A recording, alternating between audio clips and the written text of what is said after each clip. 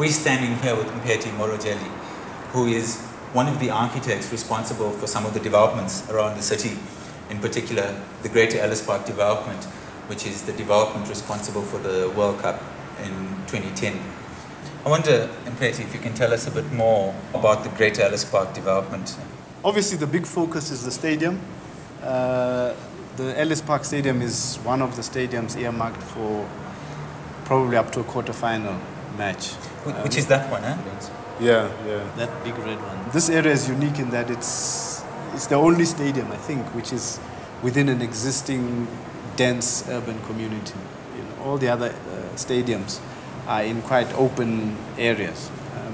It's also a part of the city which there are areas of decay. We have Bertram's and the problems associated with it.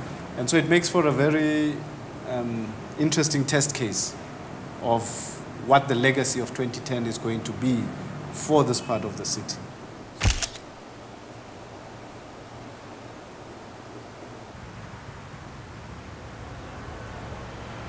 For the Confederation Cup and the World Cup, the planning is driven by FIFA requirements for access, for security, requirements for hospitality areas, you know, all of those things.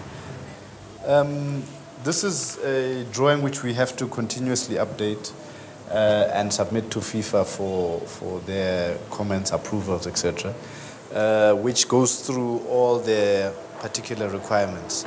The exclusion zone deals mostly with marketing and advertising, and in terms of the FIFA's sponsors, and it's more like a sanitized zone. The three zones internally now are more about crowd control and access control.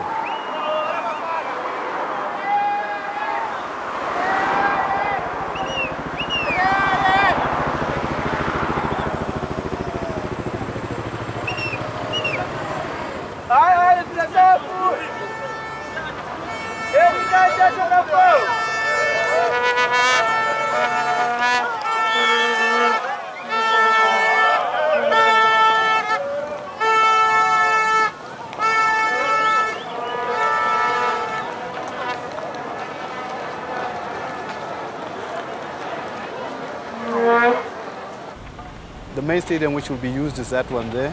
In front of it is the whole sponsor area's commercial display, where, you know, the FIFA partners will have their displays before matches. And then this central square here, again, has part of our brief was to make sure that we comply with what FIFA requires in terms of access to the stadium, safety, security, emergency vehicles, levels of lighting, etc.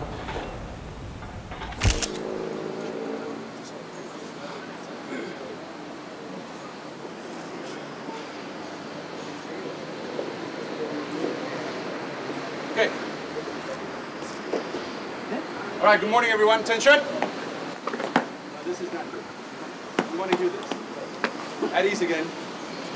Attention. Better. At ease again.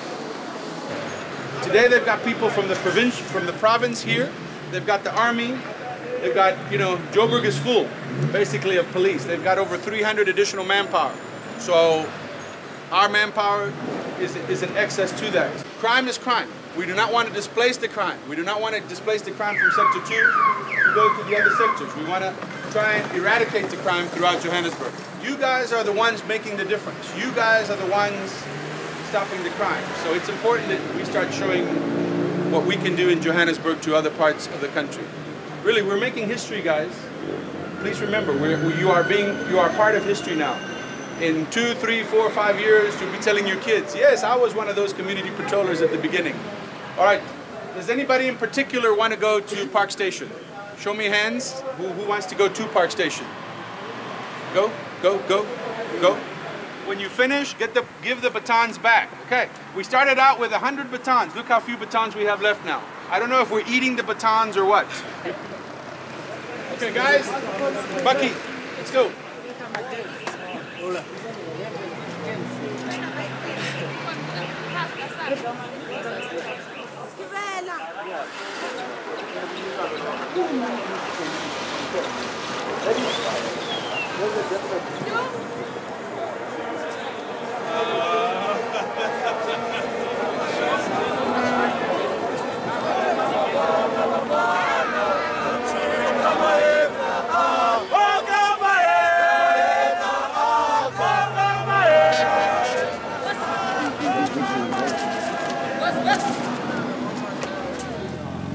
This area used to be quite run down. It was used by taxis just to store their taxis and wash them, not really ranking as such.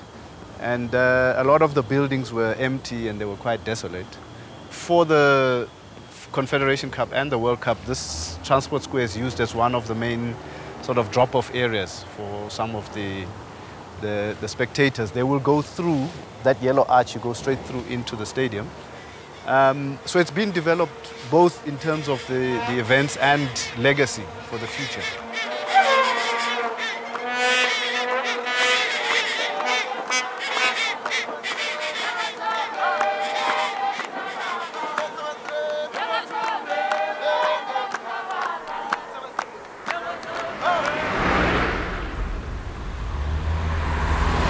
Zach, it's been a year since we've been here. It seems unchanged, huh? No change has been made. And the people who lived here? They're all gone. See, it's bricked up as well. Bricked up, yeah. So he's kicked out? It's kicked out. Yeah?